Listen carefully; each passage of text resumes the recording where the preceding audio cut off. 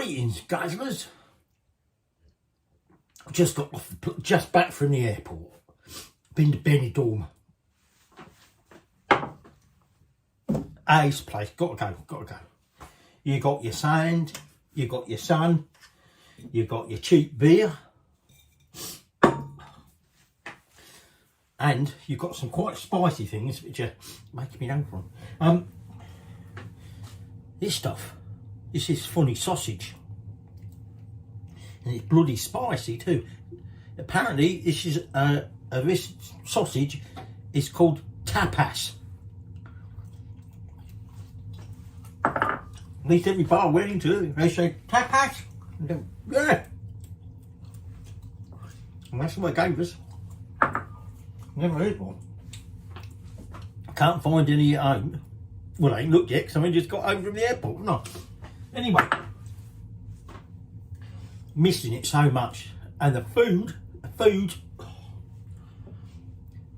So I'm going to make some Spanish food, a traditional Spanish meal.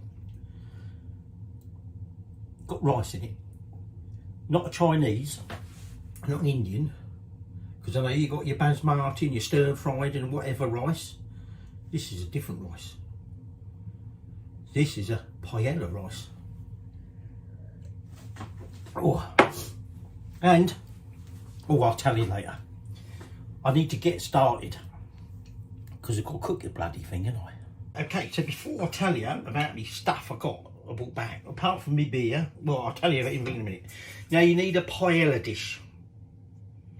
Now, the guy in the supermarket in Benidorm High Street, he swore blind to me it's a paella dish. It didn't look like this when they cooked it in the hotel, but he said, cheap hotel, they don't do it properly. Buy this one. Not bad, 50 quid, is it? 50 quid, he told me. If you try and buy this back in England, 300. Bargain. Because it's got to be this flat-ish. Oh, it's got to have a lip on it because you're going to put stuff in cooking it. And wide, and 2 handles on it. And he said, this is your classic, antique, traditional paella dish. So I had to buy it, didn't I? And then what you need is olive oil. Okay, you want about a tablespoon of that. And I'm going to get that nice and hot.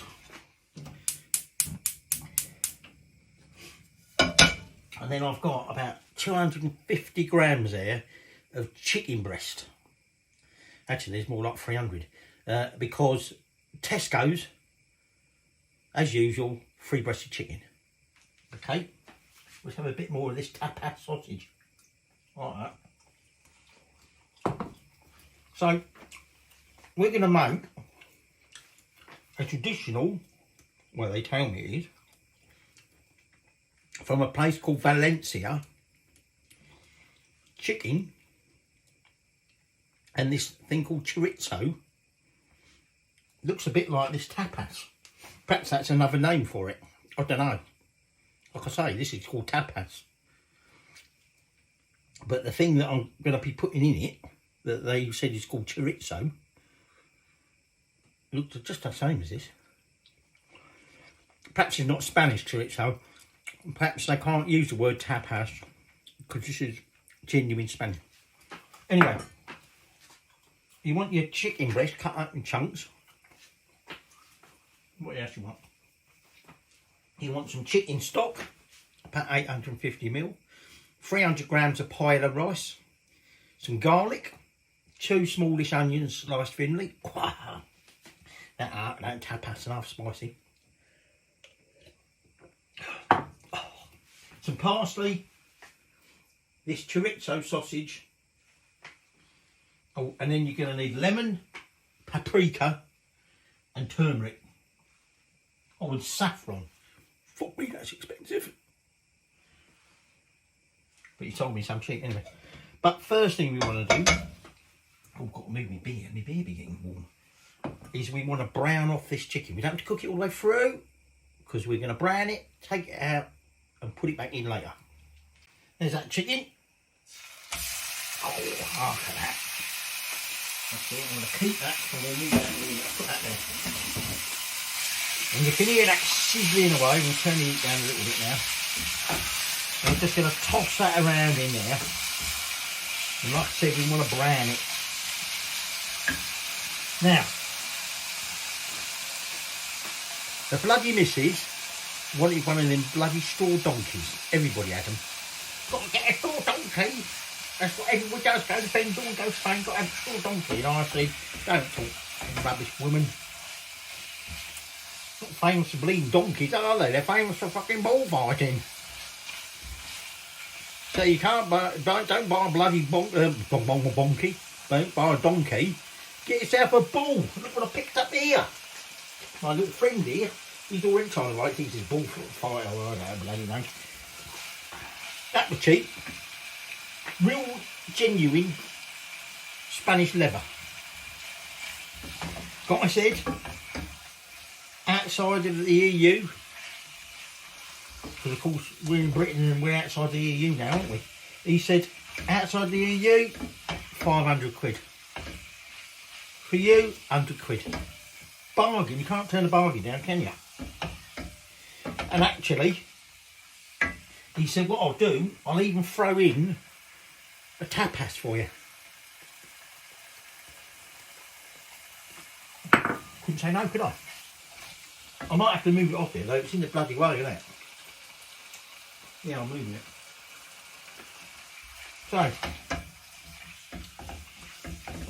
I told you paella really refers to the dish.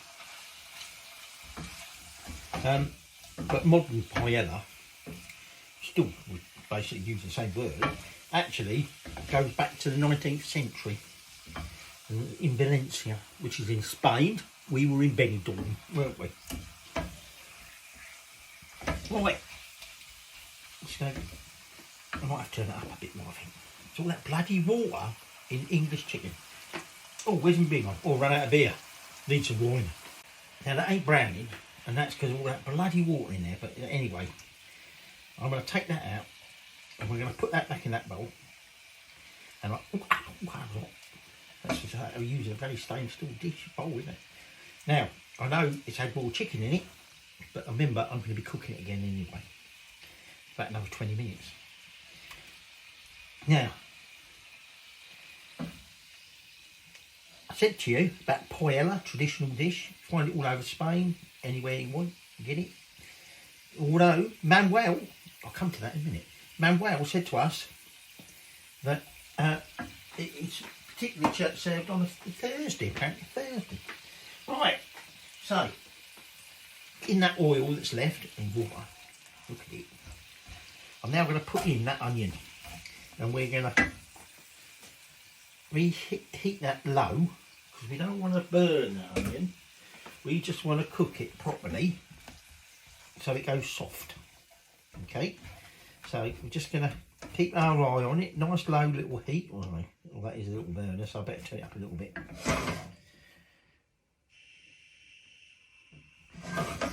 Oh, excuse me, that's that bloody Spanish beer. So we're going to cook that for about 10 minutes. Now, I said to you, Manuel, because, hang on, I'll have to get a drink. What I've got here is a classic, apparently, classic Spanish wine. Rioja. Okay, Rioja. So if you want to try it, that's what you've got to ask for. Rioja. Okay. Bloody nice stuff, this. Used to have it in a fucking great jug in the hotel. When I said to him about, oh, I've been drinking this Rioja, and he said, it's my Rioja. So well, he didn't say the name right. He can't pronounce it. He was obviously trying to turn it into English, isn't he? Oh, that is lovely. That is lovely. That's lush.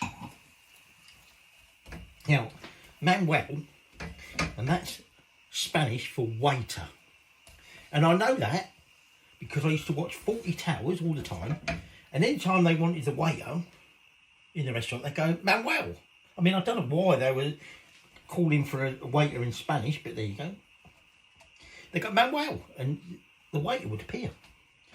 So I said to old Manuel about this paella, and he said this used to be a lunchtime dish for farmers and people labouring in the fields. I said, well, I don't know anything about that.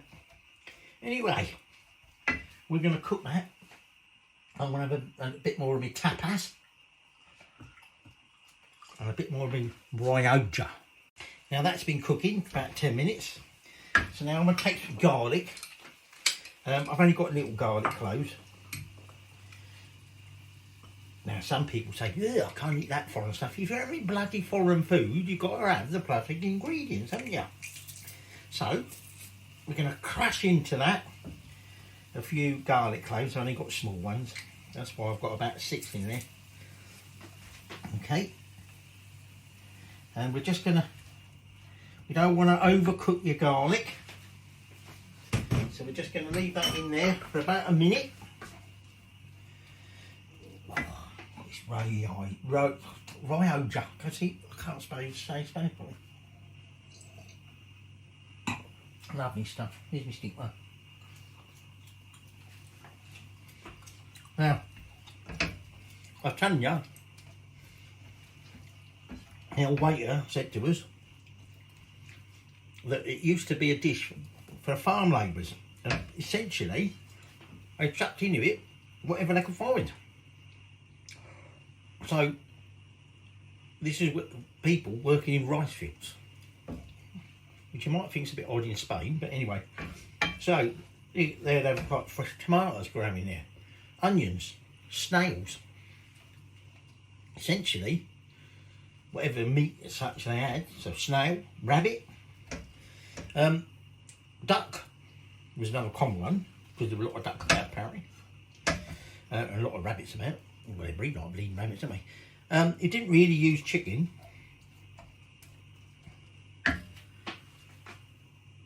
because I suppose people kept chicken. If they kept chickens, they kept the eggs, didn't they?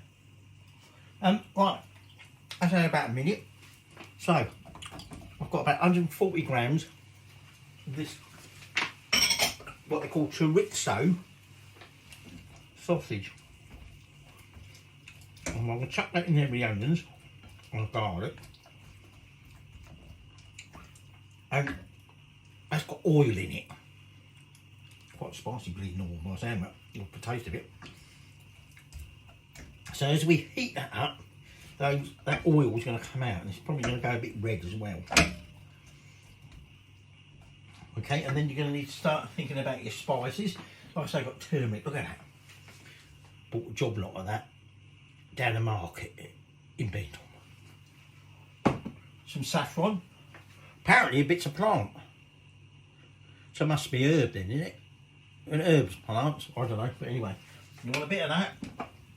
And you want this paprika. A bit like pepper, I suppose. It sounds a bit like pepper, doesn't it? It's paprika, apparently. Actually, I don't need my oil anymore. And then I've got my rice and my stock. That's about it. Yeah, so when they made this, yeah, see, look, it's starting to go. The oil's starting to come out. When they made this, they used what was common. They even used water vole. You wouldn't get that in this country. Well, you would, but you'd be bloody prosecuted for it. You can't go around killing bloody water voles. Endangered species they are. I'm surprised bloody bulls aren't endangered in bloody Spain. They go around killing them, don't they? Or trying to. Water vole, eels. Essentially, like I say, whatever was available, chuck it in the pot. Right, that's going to need to cook a little bit longer. I might turn it up a little bit. Let's have a bit more rioja. Right, let's add these spices. So this is this saffron, and we want a pinch of that. And that's about all it's going to bloody get, given the bloody cost of that stuff. Oh, okay. Could have gone to Benidorm full inclusive 20 times over. Cost of that mustard. And then we want a teaspoon of this paprika. This is smoked paprika, because that's all I had. Okay, in that goes. And then this turmeric, apparently it's meant to be really good for you. We want a teaspoon of that. What's that? That'll stain, that will stain. So that's your spices in. So we're just going to mix that in a bit. I told you about waterfalls and things like that being used in eels. Oh, something there gone really red.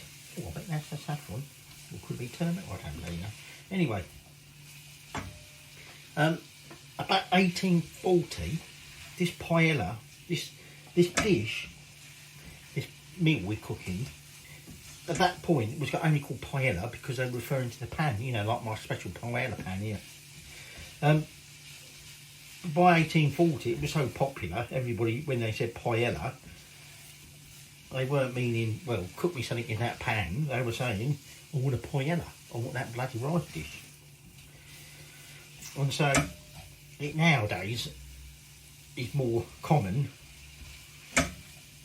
or it's more commonly referred to as the meal, as that rice dish. Talking of which, this is paella rice. Now, if you can't get paella rice, you can use some kind of short grain rice, like basmati. Uncooked though, not basmati like you get at the Indian takeaway in that bloody foil dish. No, you want it uncooked. 300 grams. I think they also call it bomba rice or something like that. Anyway, now, you might be saying, what are you doing putting that in there? That's dry, you don't cook rice like that. Don't you go jumping out everywhere, you bastard. What we're doing is we're just cooking it for about 2 minutes in that hot pan, in that hot paella pan, because there are slightly different ways of saying paella. Oi! Get in there, you git! Go bloody...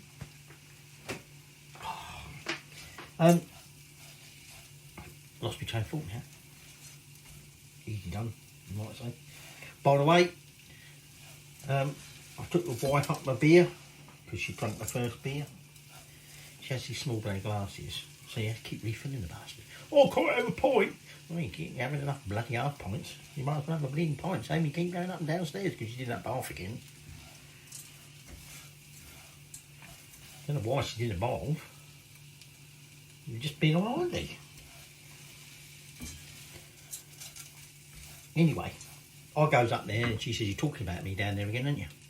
You've got that voice on. Not you, darling. Anyway, now that's had a couple of minutes, we're now going to take that stock, 850 grams of chicken stock, 850 mils of chicken stock, and we're going to pour that in there. Now, so, I did mention tomatoes. This hasn't got tomatoes in this dish. Okay. Some people might argue it's not traditional, but there you go, who cares? No tomatoes in this. And you can see how red that's gone. And that's a combination of the chorizo oil, the turmeric, and the saffron to some extent. So, we're now just going to cook this in here. Now, is paella pan, the one, you know, the cheap one at the hotel, was about this big. Okay, and it's spread out over the whole lot. But, you know, using the traditional, like the guy told me, it's going to take a little bit longer. So what we're going to do, we're going to cook this for about 20 minutes. I'm just going to leave that on the heat, give it a little stir every now and again. Oh, don't break me bleeding wine glass, that's my Rioja. That's special stuff, that. So we've still got our chicken. And then I just realised we actually meant to put chicken back in now as well. In goes my chicken, splashing every bleeding where. Bastard. And now we're cooking that for about 20 minutes. Okay, and like I say, just stir in occasionally. Now you can make the chicken bits a bit smaller if you like. You can make your chorizo a bit thinner if you like. But I like my paella nice and chunky. I almost slipped up then and said like me women. I'll get on for that comment. Obviously not you, darling. So that's had 20 minutes. And now, I've got some frozen peas. Okay, and we're going to add about 200 grams. That'll do. Just going to stir it in. There's still a bit of moisture in here. Not a lot, but there is a bit of moisture in here. That bomba rice, that paella rice, soaks up all them flavours, soaks up that moisture. Okay, so I'm just going to mix that in. Start my timer, about 10 minutes. Now, I haven't mentioned you can get seafood paella. Valencians will go, you do not put seafood in paella. But you can, right? But traditionally, you do not. Oh, and sometimes they put rosemary. They actually put twigs of rosemary in it. But what the Valencians did say was if you are putting snails into a paella, which is acceptable, if you're putting snails into a paella and they are snails that have been eating rosemary, do not add more rosemary. Oh, makes sense, doesn't it? Makes sense. Right, where's me Rioja gone? Oh, I left it in the other room.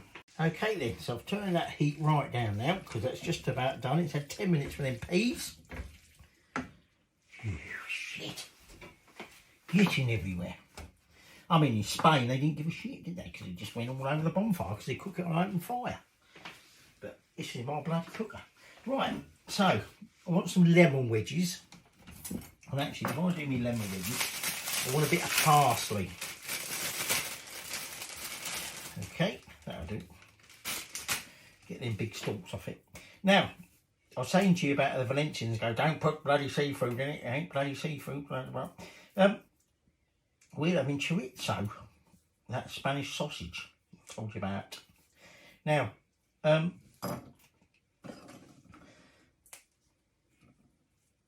some Valencians are not too happy with that either. But one of the people, and this is sort of his version, Jamie Oliver. I can hear the wife chuckling. I don't think she's got to the bit where I said about her yet. She ain't got to that life of it. Jamie Oliver did this one with chicken and chorizo, and it's like, well, hey, you can't have that. This is, well, they didn't talk like that because they're Spanish. But the Valencians went, excuse me, absolutely no way do we have chorizo sausage in our paella. But then a food writer, Spanish food writer, quoting, all right, yeah, that's that 10 minutes for the peas up.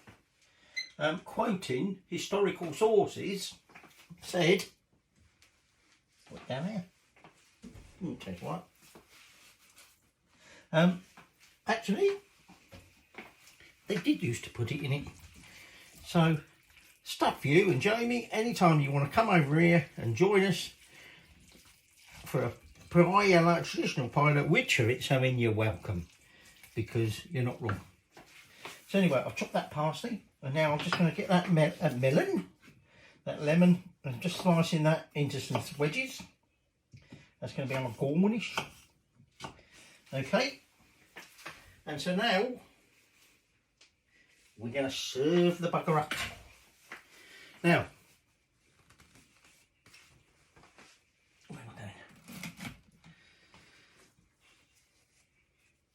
this, remember, traditional paella, and I'm drinking it or eating it with Rioja, Spanish wine. But anyway, let me collect some plates, let me get sorted, let me turn that heat off, let's get eating. So here we go. Now, this looks a bloody lot, doesn't it? Certainly not the world's biggest. Right, let's have a bit of the old rice and this Spanish chorizo thing.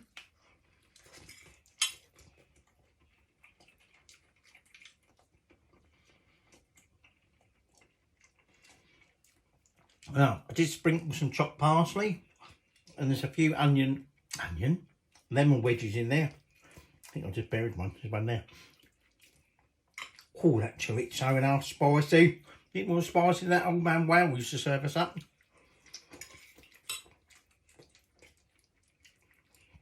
A bit of chicken.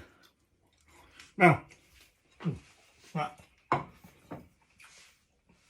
Without me bloody mouth. So, like I said, it's not the biggest. One Galbis claimed to have made the world's biggest. 2nd of October 2001. He made a paella that was big enough to feed 110,000 people. He had a lot of help. And he reckoned that was bigger than the one he made in 8th of March 1992, which fed about 100,000 people. However, the Guinness Book of Records obviously don't recognise the second one because it still says about his first one in 1992. But anyway, that's it.